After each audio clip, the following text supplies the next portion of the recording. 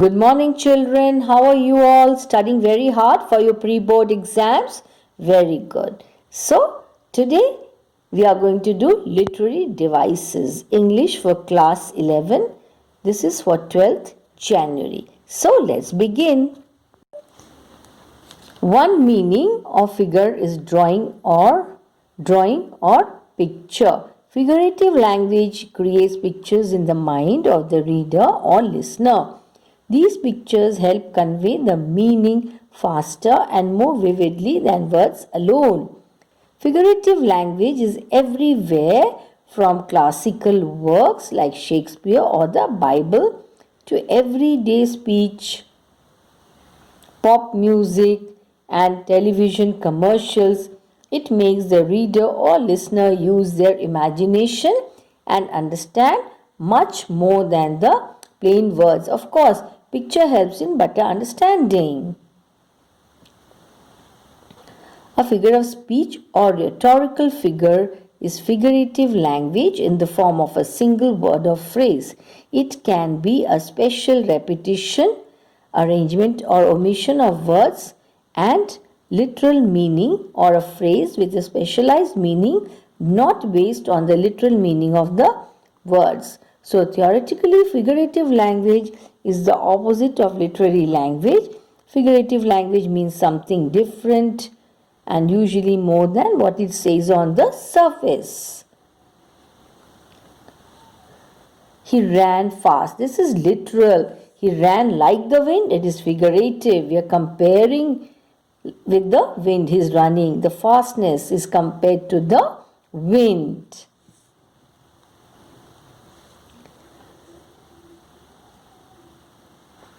Based on resemblance, simile, metaphor, personification, and apostrophe. Based on contrast, association, antithesis, and epigram. Depending on construction, climax, and anticlimax. Now, let's have a look at simile. What is simile? In a simile, a comparison is made between two objects of different kinds which have, however, at least one point in common. And children, in simile, comparison is done with the help of like or as.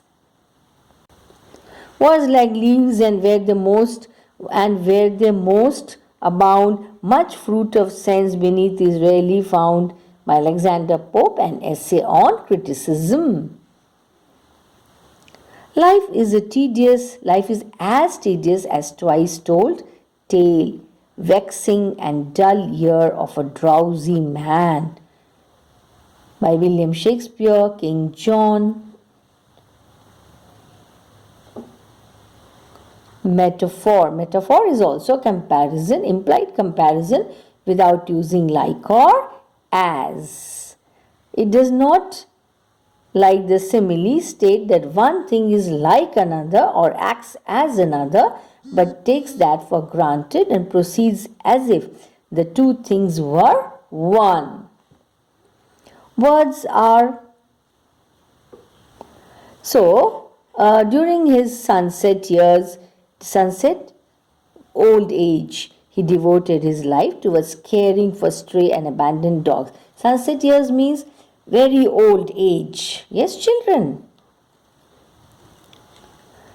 Please take note that every simile can be compressed into metaphor and every metaphor can be expanded into a simile. Yes. The waves broke on the shore with noise like a thunder. So the breaking of waves, the noise made by that is compared to the loud noise of thunder. The waves thundered on the shore. See, the same thing written as metaphor.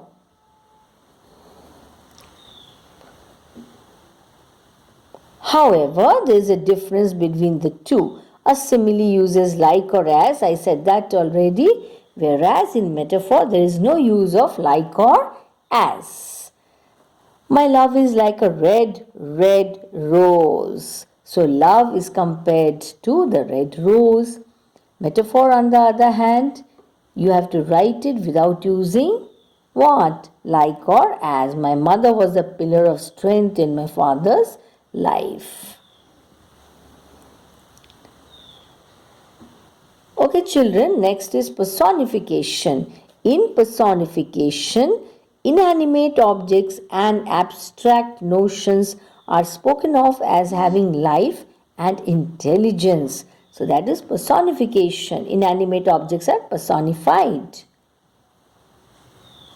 The moon doth with delight look around her when the heavens are bare. This is taken from Ode on Intimations. Yes. The trees trembled as the fierce wind blew. See, usually human beings tremble when they are full of fear. So here the tree is being personified. Apostrophe is the next figure of speech or literary device. An apostrophe is a direct address to the dead, to the absent, or to be personified or to a personified object or idea. This figure is a special form of personification. O solitude, where are the charms that sages have seen in my face? Death, where is thy sting? O grave, where is the victory? Death cannot sting, see, but it is as if it is being personified. Hyperbole. In the hyperbole, a statement is made emphatic by overstatement.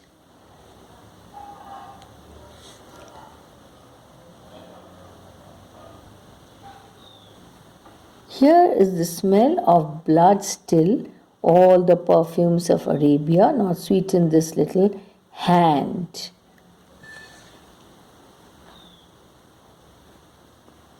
Okay, then if the rivers were dry, I am able to fill it with my tears. See, hyperbole, exaggeration. Can you fill the rivers with your tears? No, you cannot, but that means the tears are so, that amount is so much. That is what it indicates. Euphemism. Euphemism consists in the description of a disagreeable thing by an agreeable name. Do you actually think that I will be taken in by your fairy tale? That means lies. Discord fell on the music of Cowper's soul. That means Cowper went mad. Antithesis.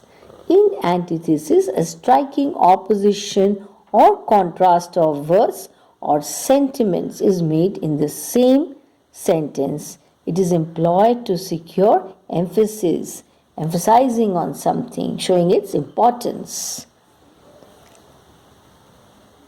Not that I loved Caesar less, but I loved Rome more. This is taken from Julius Caesar by William Shakespeare. Man's nature runs either to herbs or weeds. Therefore, let seasonably water the one and destroy the other. Oxymoron is the next figure of speech. Oxymoron is a special form of antithesis whereby two contradictory qualities are predicted at once of the same thing. I can resist anything except temptation. Because temptation can never be resisted. She is happy experiencing life's bitter, sweet symphony. No light, but rather darkness visible.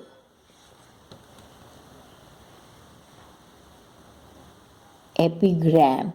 An epigram is a brief, pointed saying frequently introducing antithetical ideas which excite surprise and arrest attention. Try to draw your attention.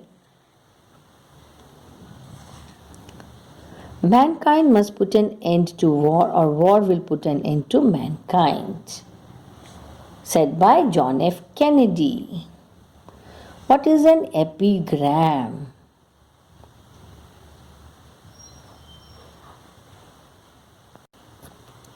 What is an epigram? A dwarfish whole, its body, brevity, and wit, its soul.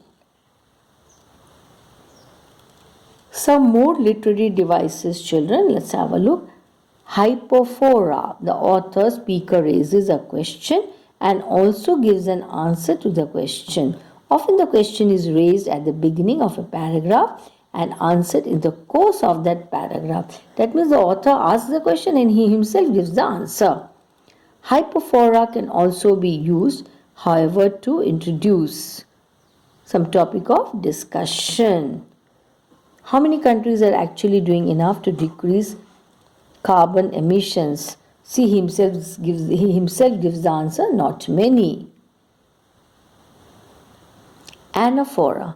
The same word or phrase is used to begin successive clauses or sentences. Thus, the reader is listener's attention.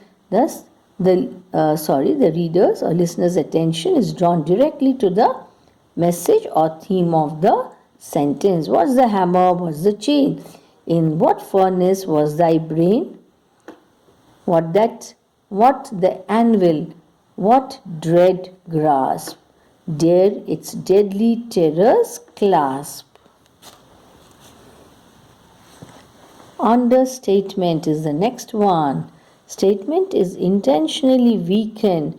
Sound of some ironical or softened. Something ironical happens, softened due to some more sound which is polite. Softened to sound more polite. Yeah, then parallelism. Consecutive clauses or sentences are similarly structured. This similarity makes it easier for the listener to concentrate on the message. For the end of a theoretical science is truth, but the end of a practical science is performance.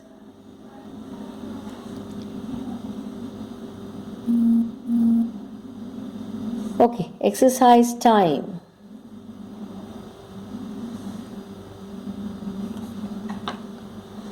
Choose the correct answer from the options provided. Variety is the spice of life. Simile, metaphor, personification. Okay, the next one. The room was filled with a deafening noise. See, three options are given. But let me tell you, children, now you keep writing the answers, guessing the answers. I'll tell you after the questions. Okay? Oxymoron, personification, hyperbole. Guess the correct answer. Not guess, you have to write the correct answer. I have been experiencing temporary negative cash flow since I lost my job. So three options again: antithesis, apostrophe, and what else? Euphemism. Okay, why man? If the river is dry, I am able to fill it with tears. Is it hyperbole, metaphor, or personification? Next one, many are called but few are chosen. See, there are three options for every question. You have to choose the correct answer. Okay, I'm starting with the man in the mirror. Again, three options are given. You have to choose the correct option. Bright star, would I were steadfast as thou art. Choose the correct answer. Okay, don't make any mistake. The buses can be impatient around here. Guess the right answer. Okay, children. So now you check whether you got the answers correct or not. First one, metaphor. Second is oxymoron. Third is euphemism. Fourth answer, hyperbole. Fifth one is antithesis. Sixth is epigram. Seventh one is apostrophe. And eighth one is personification. Children, in case you have made mistakes, please do the rectification. Write the correct answer, okay? figure of speech is a rhetorical device that achieves a special effect by using words in a distinctive way. Figurative language, language that has meaning beyond the literal meaning, also known as figures of speech. The first one, you can see the simile. Children, please note the spelling. Be very careful about the spelling. Look at the spelling. What is it? S-I-M-I-L-E. That's simile. What's simile? Let's have a look. Simile is an expression comparing one thing to another using the words like or as. Examples. He ran like a cat, lightly and quietly. So his running is compared to the running of a cat. Her blue mood passed as quickly as an afternoon rain shower. So her mood is compared to the afternoon rain shower. Yes, see, my dog is as smelly as dirty socks. So that the dog is so dirty, it's compared to the smelly socks. So in simile involves comparison, comparing one thing to another and using the words like or as. So that's simile. Metaphor is a comparison of two unlike things without using the words like or as. Examples, he was a statue waiting to hear the news. See, that means how is he? He's like a statue, no movements, waiting to hear. That means his movement is compared to statue. Statue has no movements. He also has no movements. Therefore, metaphor. She was a mother hen trying to take care of everyone around her. Hyperbole is an obvious exaggeration or overstatement. You exaggerate something and say, I'm so hungry I could eat a horse. Can anyone eat a horse? No. It means that I'm feeling so hungry that I'm really going to consume good amount of food. That is what it means. So it is an exaggeration, eating a horse. So therefore this is what? Hyperbole. Personification is when a writer gives human qualities to animals or objects. My car drank the gasoline in one gulp. Is car a human being? Can it drink? No, it consumes. Okay, the cat laughed. The newspaper headline glared at me. Can the headline keep staring at you? No. So that is personification. Onomatopoeia is a word that imitates the sound it represents. Crunch, zap, tick-tock, whoosh. It imitates the sound it represents. Imagery is when a writer invokes the five senses. The smell reminded him of rotting tomatoes. The fence was uneven, like baby teeth growing awkwardly. See, the unevenness of the baby teeth is compared to the unevenness of the fence. Foreshadowing. Important hints that an author drops to prepare the reader for what is to come and help the reader anticipate the outcome. That is what is going to happen. Example, a pipe is going to burst, but before it does, the author writes a scene where the family notices a small dark spot on the ceiling but ignores it. Alliteration is the repetition of the same consonant sound in words occurring near one another. Remember, consonant sounds, not vowel, okay? Peter Piper picked a peck of pickled pepper. See the sound P. That P sound is repeated throughout. Then Sally sells seashells by the seashore. The sound S is repeated throughout. Come and clean the cures in your closet. The sound C. K, the come, clean. The K sound is repeated. The big bad bear. See, B sound is repeated. Shut the shutters before the banging sound makes you shudder. The sh sound. So repetition of the same consonant sounds. That is alliteration. Allusion is a casual reference to a famous historical or literary figure or event. If it doesn't stop raining, I am going to build an ark. My sister has so many pets, I am going to call myself Old MacDonald. I was surprised his nose was not growing like Pinocchio's. When she lost her job, she acted like a Scrooge and refused to buy anything that wasn't necessary. Chocolate was her Achilles heel. So reference is made to some historical or literary figure or event. Paradox reveals something true which at first seems contradictory. He was a brave coward. See, brave and coward are contradictory to each other. If you're brave, can you be coward? No. So when you win all the time, you lose. See, win and lose.